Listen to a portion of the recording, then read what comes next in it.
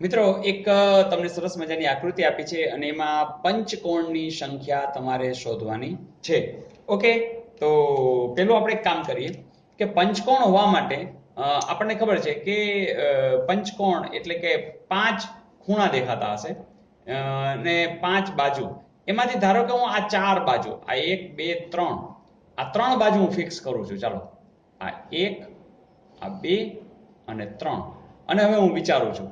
તો પેલા તો સામે એક કોઈ પણ પોઈન્ટ વિચારીશ. આ એક જોયો જોઈએ, આમ કરીને આમ કરો એટલે એક થઈ ગયો, બરાબર. પછી એક આ પોઈન્ટ વિચારું, ચાલો, એટલે 3 છે, આ ચોથી અને 5મી બાજુ, એટલે આ પણ પંચકોણ થયો. અને એક અહીંયા જોયો જોઈએ, તો આ પણ કેવો થયો? પંચકોણ થઈ ગયો. તો આવા તમને 3 મળ્યા. અહીંયા 3 મળ્યા તો સિમેટ્રિક આકૃતિ છે, સેમ વસ્તુ છે. તો અહીંથી પણ તમે આને ફિક્સ કરી અને આ 1, પછી આ 2 અને 3, એટલે કે તમને અહીંયા 6 છે એ પંચકોણ તો સીધે સીધા મળી ગયા છે. ઓકે મિત્રો, આમ હવે કાંઈ બીજું દેખાતું નથી, પણ આપણે હવે થોડું વિસ્તૃત જોઈએ. જેમ કે આપણે ચતુષ્કોણ વિશે ખબર છે કે આ દાખલા તરીકે ચતુષ્કોણ છે, બરાબર, જેને આપણે બહિર્મુખ ચતુષ્કોણ કહીએ છીએ, જેમાં 4 જુઓ છો, 4 ખૂણાય છે અને 1 2 3 4 બાજુ છે. તો દાખલા તરીકે આ પણ છે, જુઓ, તો આને ચતુષ્કોણ કહેવાય? હા, કહેવાય. આ અંતર્મુખ ચતુષ્કોણ છે. એમાં જુઓ છો, 1 2 3 4 બાજુ છે. હા, 4 ખૂણા છે અને 4 બાજુ પણ છે. તો એવું જ આપણે પંચકોણ માટે વિચારીએ તો એ બાબતે આપણે થોડું આપણે ડિટેલમાં જોઈએ. જેમ કે હું એવું વિચારું છું કે દાખલા તરીકે આ જે છે, આમ જોજો, એક બાજુ, બીજી, ત્રીજી, ચોથી ને 5મી ખૂણા જોજો, 1 2 3 4 અને 5. આને પંચકોણ કહેવાય? હા, કહેવાય. તો જરા ધ્યાનપૂર્વક જો કે અહીંયા તમને આવું આપ્યું હોય, આમ કરીને આમ, તો જોજો, જેમ કે આપણે આમ લઈએ, આ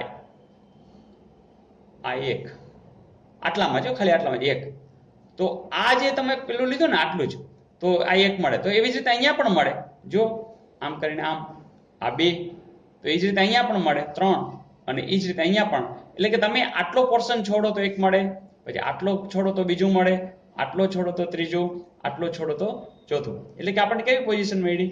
એક તમને આવો મળ્યો, આની તમે વાત કરતા હશો તો આમ કરીને આવો મળ્યો, બરાબર ને?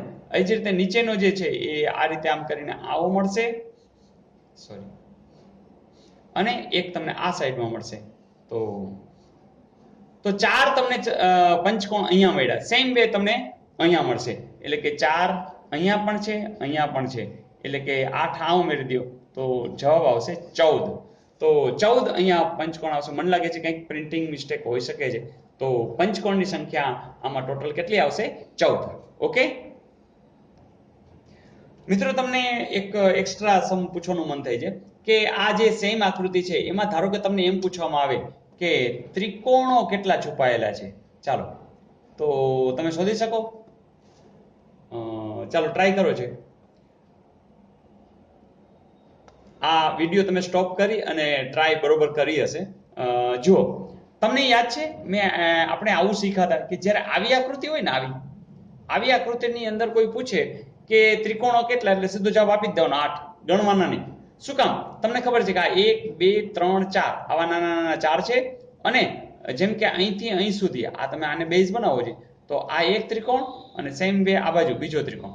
એ જ રીતે તમે આને બેઝ બનાવો, આ જે છે એને, તો અહીંયા એક આ ત્રિકોણ અને એક આ, એટલે કે આ 4 અને આ 4, આ 4 આ છે, 2 ને 2 4 આ છે, એટલે કે ટોટલ 8 હોય ને હોય. તો અહીંયા તમે જોશો ને, તો આમાં 1 2 3 4, અને આ તમે જે બીજા વિચાર્યા હતા એ 8 અહીંયા છે, 8 અહીંયા છે, એટલે 8 દુ ને 16 તો જાણે ફાઇનલ છે. હવે તમે જુઓ, ધ્યાનપૂર્વક જોશો તો પણ અહીંયા તમને કોઈ વધારાનો 17મો ત્રિકોણ દેખાતો નથી. એનો અર્થ કે આ ફાઇનલ થઈ ગયું કે આમાં ત્રિકોણ કેટલા છુપાયેલા છે? 16. ઓકે